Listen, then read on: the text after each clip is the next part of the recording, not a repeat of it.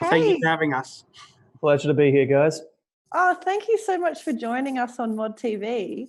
It's a really nice way to round out the week. So, for those who've just tuned in, the reason we've asked Matt and Ethan in today is because they've both been studying with Youth Inc. And we'd really love to know more about your experience studying during this period of COVID-19 disruption, because I'm sure it's been quite a different experience. So, first off, we'd love to hear a bit about yourself. So, what have you been up to? Ethan, we might start with you. Recently with, sorry, is this more for a question for school or just in general? Good question. Maybe for school. Okay. Well, recently I have been designing a pre-employment program to try and get people, youths in particular, aged between 17 to 24 into how to obtain a job and all the necessary skills and requirements in order to obtain one. And yeah, it's been tried and tested that during it, and it was a lot of fun. That sounds great and super helpful to so many people. Did you find you had to change your approach to it because of the pandemic, or was most of it online anyway? Oh my God, how much I had to change. That was at least every day there was something that I had to go back and change, and then it got to the point where I was struggling not to throw things at walls. But yeah, I found that COVID had in particular impact on the people that wanted to attend, because they had it just got to the point where people were so terrified from what they'd been hearing in the news or online about the whole COVID pandemic in general, that they were afraid to actually come out and change their lives or be a part of the program in general. So it ended up, I was very lucky to have 4 young people that came in and joined, and all received gave me incredible feedback and how to improve in future, and can't wait to do it again. That's so great and super interesting. I hadn't thought of that, but of course it would affect whether people feel safe to sign up for programs. But that sounds really great. So we might jump to you now, Matthew. What have you been working on in terms of study? Because of COVID and isolation, I utilized this time to do a lot of self-development. So I used this time to learn into a new career path and learning about computers, learning how that works, how to design, from going from like the start of the pandemic and having no knowledge, going to all the way to the process of, I'm in the process of building my own computer.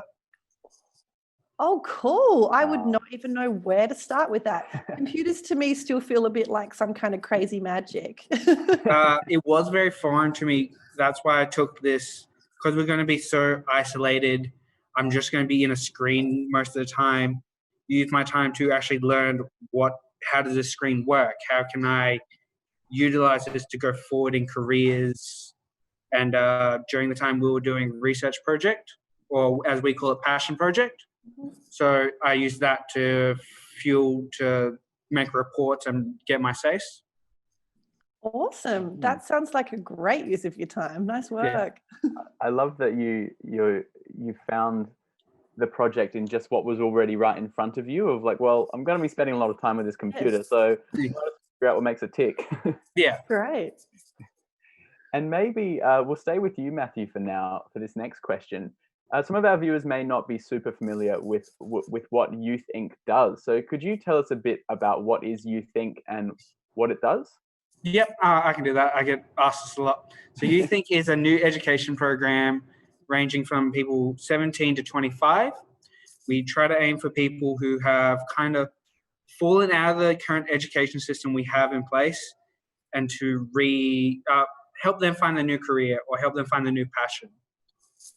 Before Youth Inc., I was struggling a lot, homelessness, stuff like that. And Youth Inc. helped me figure out like what how I can go forward, and help me figure out where I want to do with my life and career. It spans from a year and a half, 16 months. Me and Ethan are currently been here for a year, and we're in our last 6 months of figuring that out.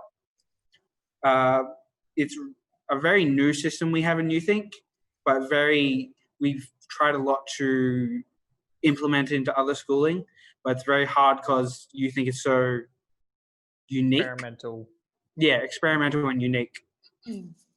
Yeah, I'd love to know how you both heard about YouThink, because I became aware of it from walking down Hindley Street and seeing the cool shop fronts. Yeah. But how did you become aware that it was something you could engage with? Funny enough, I have a similar experience. The prior teams to us had set up the shops of Hustle and Heart and had the flower bar. My sister at the time was going down Hindley Street and found the Hustle and Heart, and then walked in. We then organised an interview where I talked to our principal, Fred. And then I believe after the 2 months after that, I was harassing Fred about how I really want to join and how this could really help me fix my life. And then from there, getting into the pre-program and getting used to YouThink, and then finally joining. Very cool. How about you, Ethan? How did you hear about YouThink? Mine was a very different experience. So I was at a job provider for disabilities, and a group came in that was specialized in use. And ironically enough, we were doing a character strengths test in order to try and help build resumes and that. And the guy's son, the guy who was running it happened to be our principal, Fred's son.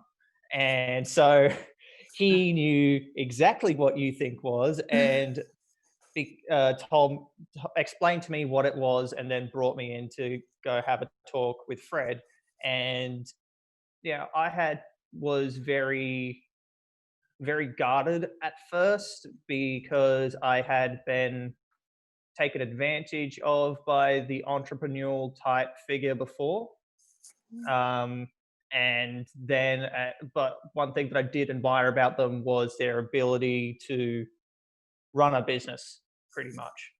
And so once I was shown around the campus and then explained what exactly happened at YouThink, I've just gone, how can I get the ultimate revenge on the guy? Take his skills and then do what he tried to do, but better.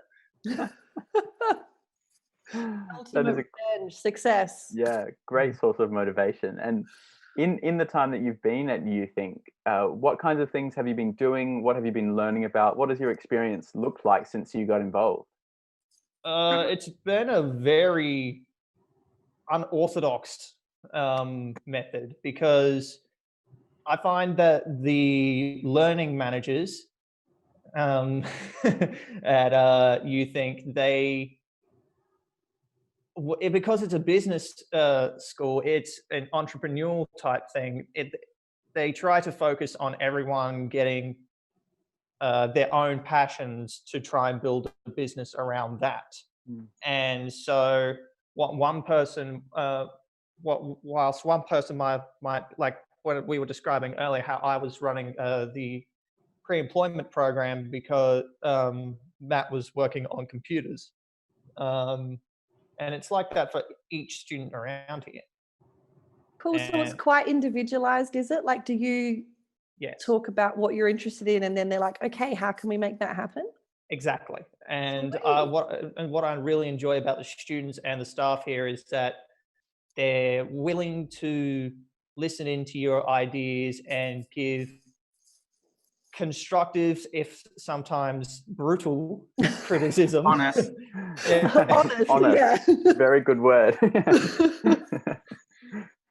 When needed, yeah. Amazing. And what about you, Matthew, and your here at YouThink? With YouThink, it's driven through projects. So like one of the first projects we had to go through was unlearn. And that's unlearning everything we learned from high school and actually learning how reality works, how to get into a business, how to get a career. From there, we went into impact. and through that, it was how can we give back to the community. And with that project, we did, Ethan, what was it called? The South Star. We Yes. did the outside venue and entertainment for that convention. And wow. taking a bunch yeah, of students Mhm. who've never done an event before and planning entertainment, planning food, planning music.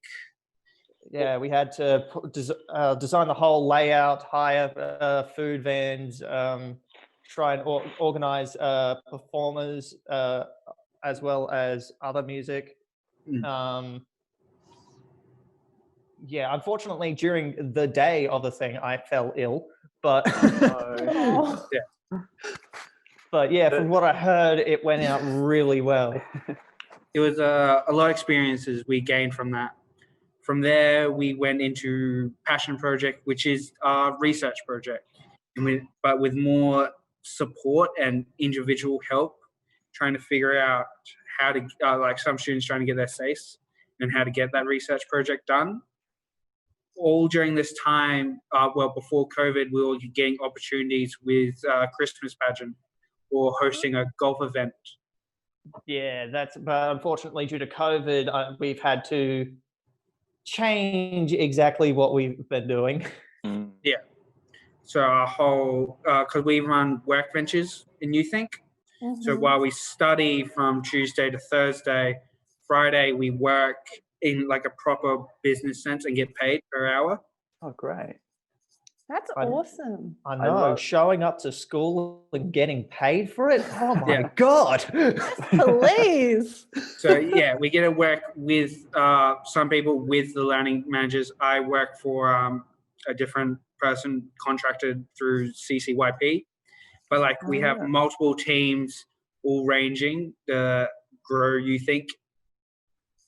That's a nice crossover because we spoke to someone from CCYP a couple of weeks ago. Yeah. So I'm glad you mentioned that. And I also love things like event planning. You definitely get a new respect for it when you do it yourself, don't you? Yeah.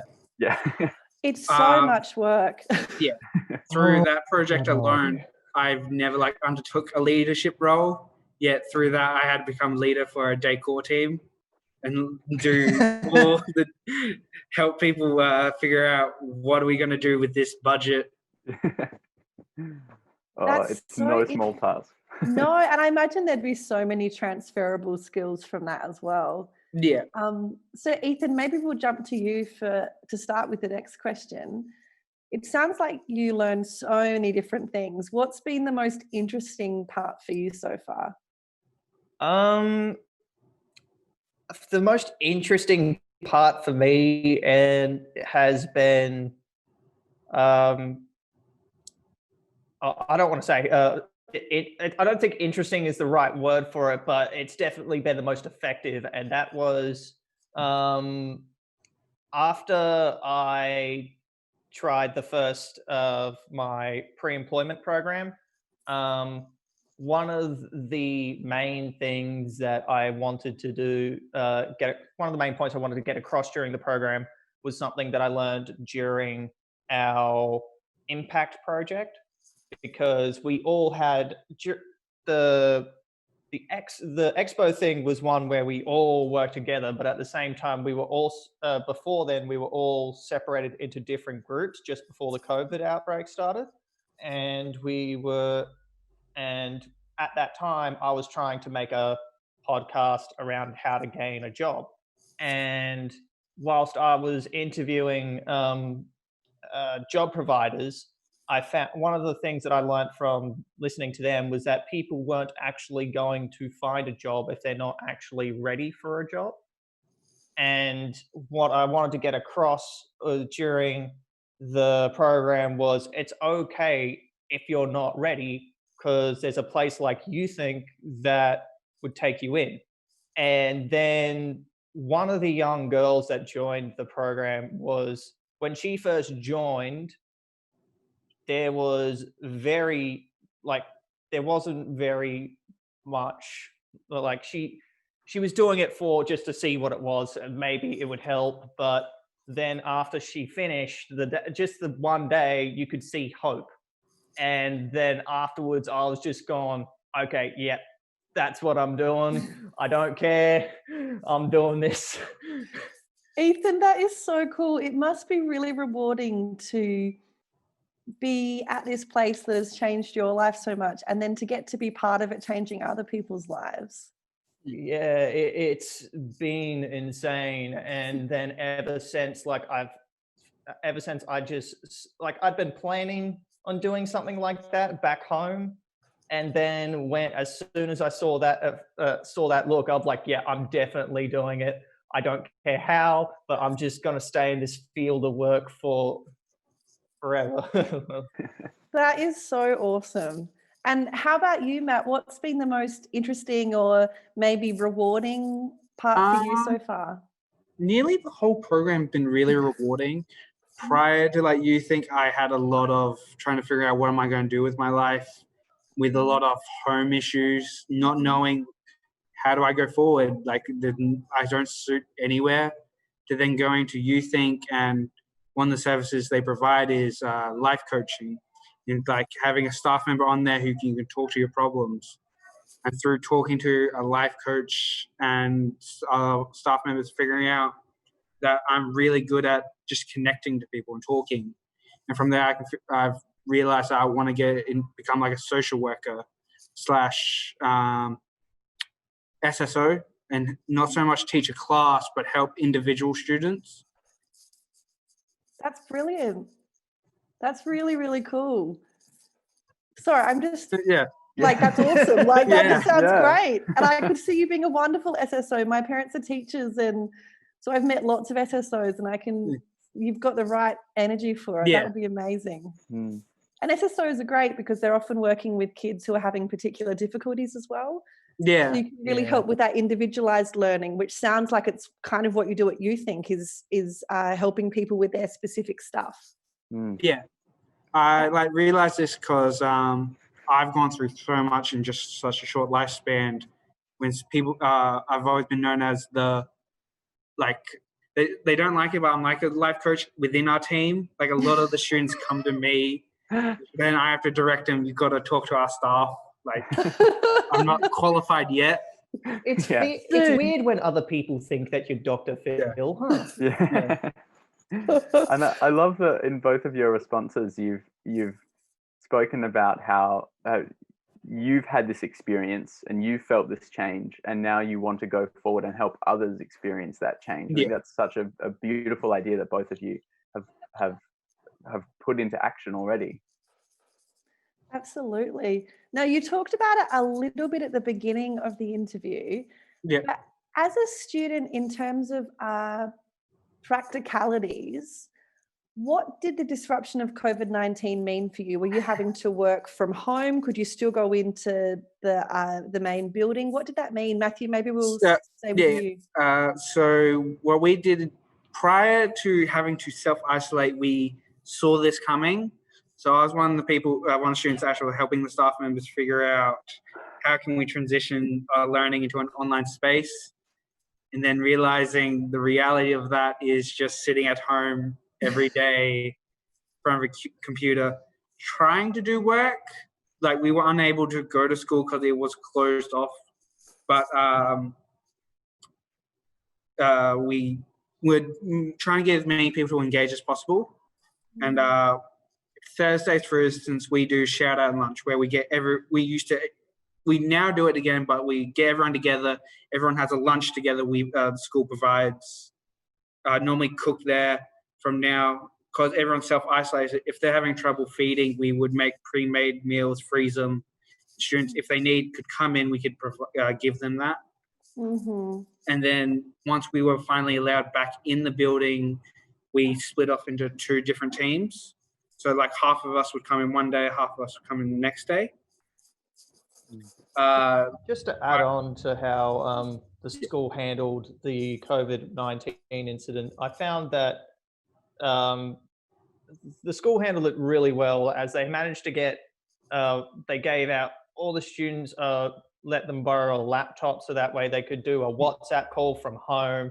They managed to get into, because it just happened when the outbreak first started. It just happened to coincide with our 2-week holiday period, and the staff managed to get through WhatsApp calls every day of the week, that trying to do something different. They bought, they sent mail packages with fluffy socks, a buildable robot. On the one day on the shout out lunch, when that was supposed to occur, we decided to make a household roast off, and because Through video chat. yeah, through video chat, and one of the teachers, Hope, who I commend for so much, because I wasn't feeling too good wise. She went. I gave her. She asked if there was anything that I needed from the shops, and I gave her a list. I gave her the money, and she went and bought it and brought it in on the way home. Although one of the complaints that I did have was when I would forget that I was at home, and then throwing temper tantrums when building the robot and saying things that I was not supposed to do. But yeah, I still, one of the things that we did was a dress up day, and we were all supposed to come in wearing a suit. However, me, being bored out of my mind, decided to kick things up a notch and take things way too literally, and just came in a roommate's dress and makeup. Amazing. Hey, you've got the time to dress up. Why not? Exactly. Absolutely.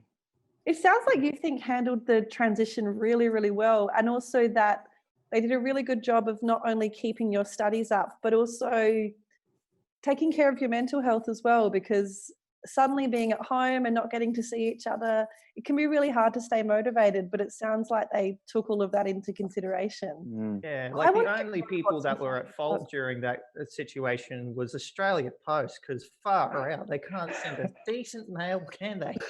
I need my robot now. So under the pump. And maybe we'll stay with you, Ethan, to answer this next question first, but have you learnt anything about yourself during this very disrupted time? Yeah, I'm starting to think that being a gamer is unhealthy, because whilst everyone else was freaking out about the pandemic, going, "Oh my God, what are we supposed to do at home? What are we gonna do?" There's just me and every other gamer on the planet just going, Yes. yes. This is what we've been training for. Yeah. Come on, boys. Time to level up. What's your favorite game, Ethan?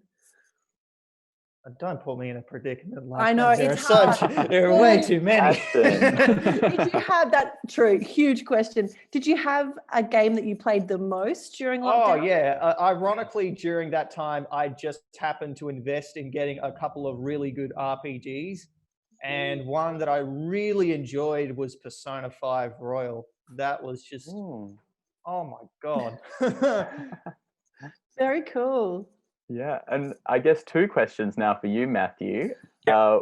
Is there anything you learnt about yourself in disruption? And of course, what game have you been playing the most? Through all the disruption, I took the opportunity and like redid my whole closet and like get a whole new wardrobe with all the Centrelink benefit money, and just realized I can finally like get new clothes instead of wearing like secondhand clothes to that point. That's really cool. So much for playing games and stuff. I'm not so much I have a set game, but I have a range of games depending on what emotion I have at the time. If I'm angry, play a shooter or a fighter. If I'm curious, play something adventurous or just get something to pass the time. It's a very good way to be, I reckon. Just every time you approach the game, you're like, what do I feel like? What's my mind saying? Well, it was very both convenient. know the truth. You love Battlefront too. Yeah, I do. I like Star Wars a lot. Hey, totally fair. But it was very convenient because prior to it, I just got my PlayStation fixed, and they put a 2 terabyte like hard drive in my PlayStation for free. So I just had a lot of games just downloaded, ready. Perfect that poor timing. Wi-Fi router. Now, I'd love to know, because it sounds like you've both handled disruption really well. Do you have any tips for other students who are trying to learn during this period, particularly if we happen to go into a second lockdown? Fingers crossed we don't, but we can see it happening in Melbourne. What would you say to students? What would be your main advice for that? Maybe we'll start with you, Matt.